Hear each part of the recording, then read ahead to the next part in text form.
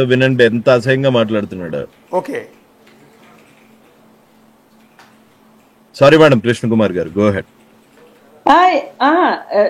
ఇప్పుడు అలీ వైఫ్ చనిపోవాలి, ఆ వీడియోలు చేసినందుకు అల్లా అంటూ ఉంటే జరగాలి అంటున్నాడు. అవును. మరి సరే, మరి ఈ మిగతా వాళ్ళందరూ మేజర్ పీపుల్ హిందువులే కదా. అవును. మరి హిందూ దేవుళ్ళు ఉంటే వీళ్ళు వీళ్ళల్లో కూడా చచ్చిపోవాలని అనాలి కదా. వాళ్ళు చాలా తెలివిగా అవును మెజారిటీ పీపుల్ జోలికి వెళ్ళకోకుండా అవును మైనారిటీ పీపుల్ ప్లస్ ఒకటి, రెండోది తన వృత్తికి సంబంధించిన రైవలరీ ప్రకారం అతను అంటే చాలా సెలెక్టెడ్ గోల్స్ తోనే వెళ్తున్నాడండి. అవునండి.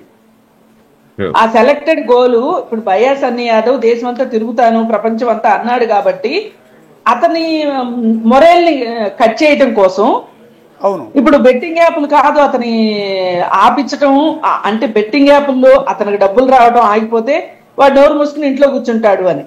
అవును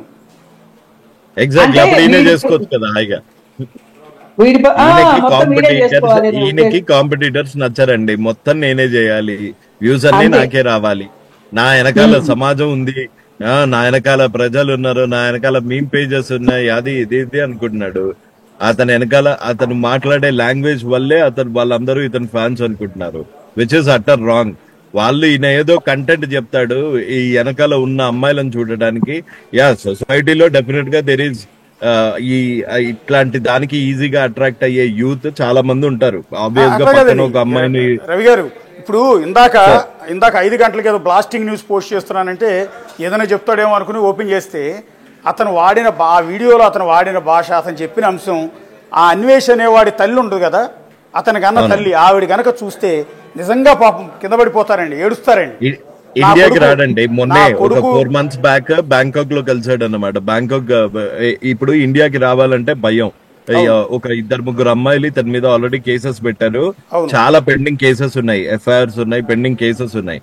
సో ఇండియా రాడు. నేను రాను ఇండియా. వాళ్ళ తమ్ముడు పెళ్లి ఉంది ఇప్పుడు, నేను ఇండియాకి రాను అని క్లియర్ గా చెప్తున్నాడు.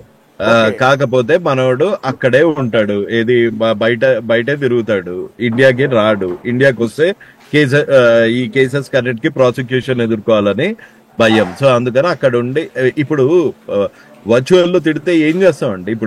ఇప్పుడు నన్ను తిట్టాడు, ఏం చేయగలుగుతాను నేను? అతను ఉన్న కంట్రీకి వెళ్ళి ధైర్యం. ఇప్పుడు హర్షసాయి తిడతాడు కాదండి, హర్షసాయి బెట్టింగ్ యాప్లు ప్రమోట్ చేశాడని తిడతాడు, దాన్ని కించపరుస్తాడు, ఓకే, తప్పేం లేదు.